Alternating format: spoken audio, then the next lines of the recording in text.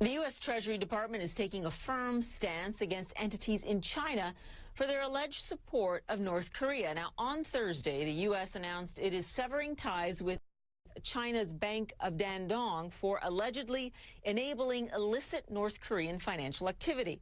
The Treasury Department also slapped sanctions on 2 Chinese individuals and 1 Chinese company, saying nobody is off limits when it comes to aiding North Korea. Joining me now is Anthony Ruggiero. He is a senior fellow at the Foundation for the Defense of Democracies, and I thank you for joining us. You know, it's not exactly that this took people by surprise, but what is different in this move is the fact that the sanctions are against Chinese entities. Do you see this as an incremental move or as a game changer? Well, I think it's definitely a game changer. Over the last 10 years, the United States has told China that it's going to act against its banks, companies, and individuals that are helping North Korea's sanctions evasion. And today, the Trump administration actually moved against them. I think the Chinese assumed that the Trump administration would not do it. I mean, the previous 2 presidents did not do it against China, and especially the bank. The action against the bank is very significant. And in terms of characterizing this bank and any role that it could have, how significant will it be? Some people have argued that, look, these are incremental moves and it really won't have an impact on North Korea whatsoever.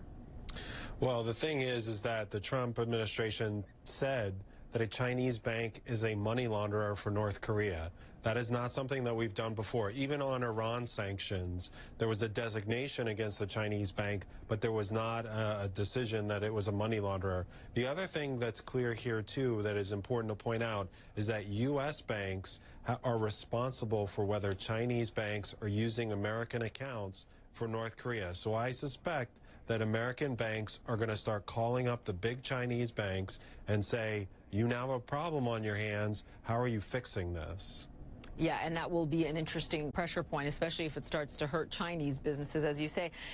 You know, Mnuchin, the Treasury Secretary Mnuchin went out of his way to say, look, we are in no way targeting China.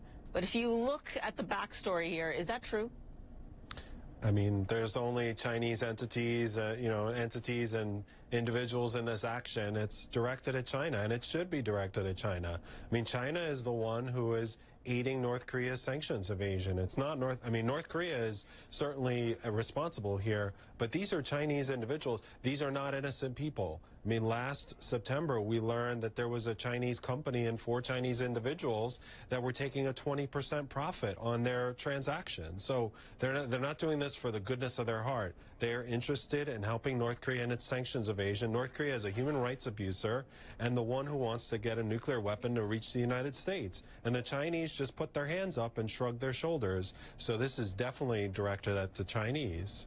Yeah, and more to your point, the UN released a report in February. It was from the panel of experts, and I went through it months ago, and I was actually shocked at how much evidence the UN had put on the table for everyone to see about what was going on there. But Anthony, having said that, will it make any difference? You know, when I went back to that UN panel of experts, they told me, well, we just put the facts on the table. It's up to the Security Council and the UN to ask for a response from China. China did not respond to any of those allegations. Right. I mean, the UN at this point is probably a lost cause. I mean, the Chinese will not allow the UN. I think you're exactly right. The UN panel has said that non-North Korean entities and individuals are the ones aiding sanctions evasion, but the UN is just stuck in a mode of just designating and sanctioning North Koreans. But the thing is that the Chinese have to be worried about U.S. sanctions because they want access to the U.S. dollar. And I think you're right. This is one step. The Trump administration is likely going to have to move to the next level, which is going to be a medium-sized Chinese bank if the Chinese decide not to act. That's interesting, Anthony. And last word here on this. How much of an impact do you really expect it to have, or will it be so incremental that it still won't be as effective as it should be? Well, I mean, that's the question of whether the Kim regime is ready to give up its nuclear weapons program. But I think there's a chance that this action could snowball in a positive way and get Chinese banks acting against North Korea before the Chinese leadership is ready to do that. Yeah, and we shall see in the coming months, and I'm sure that the Treasury Department has other moves in their back pocket that they're waiting to use if they get the green light. Anthony, thanks so much. Really appreciate it. Thank you.